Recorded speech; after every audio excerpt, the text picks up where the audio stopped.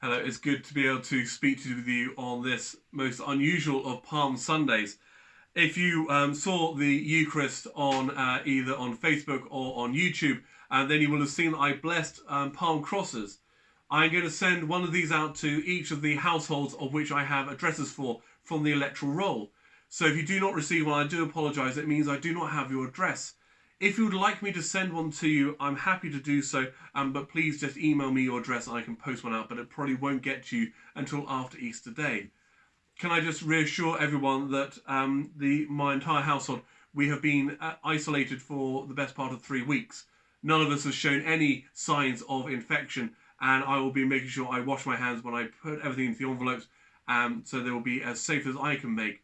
Obviously, just do please take reasonable precautions for the postman handling as well.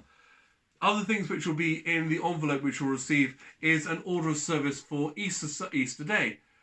Please do join me at 10 o'clock on Facebook Live or via YouTube as soon as it can upload afterwards. And there will be hymns, we will be joyful, we will celebrate Jesus' resurrection, and it'll be a wonderful thing. There is one other thing which is in the pack which I'd like to share with you, which is about spiritual communion. Obviously, we have been in isolation for a few weeks now. We haven't been able to receive communion for a few weeks now, and it's tough. It really is. And for certain things we can do, actually, doing the morning and evening offices, the morning and evening prayer, as I have been every day, we are dipping our toes into a pool of prayer, and this is something which we can do on our own. We can do it when we can, and that is a very good thing. But actually, communion is something very different. It requires a physical act as well. But actually, there are provisions within the church for those who cannot receive. For example, anyone who is nil by mouth, anyone who is unwell and cannot receive, or in this instance, where we cannot physically gather. And it's called spiritual communion. So there's a short service there for you to use if you wish to. There's a brief discussion by Grant Bayliss, who is the canon precentor at Christ Church Cathedral, talking about why spiritual communion is important.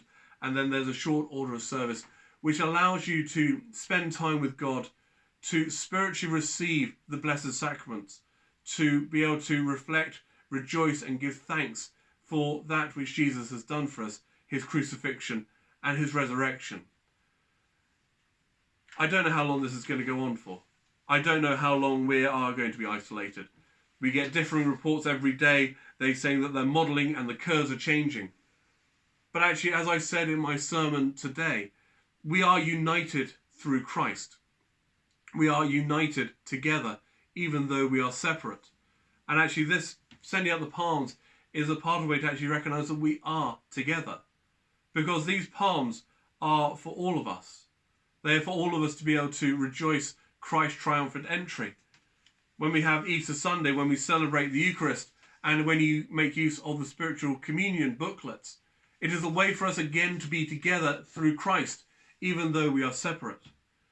I am trying my best to call around as many people as possible, but if you are in need, and you just want to have a chat, you just want to have a gripe and a moan, or just want to say, hey, everything's going great, give me a call. Send me a text, send me an email, send me a WhatsApp message, Facebook, whatever you like. Happy to chat, that's what I'm here for. We will be together again. We will be able to meet again. We will be able to celebrate again. But we just have to wait. And we have to be patient. And patience and waiting is probably the hardest thing. As most of you know, I'm kind of energized on caffeine most of the time. And actually sitting and waiting is very difficult. But it's something which we have to do. We have to do it because we have to try and get through this.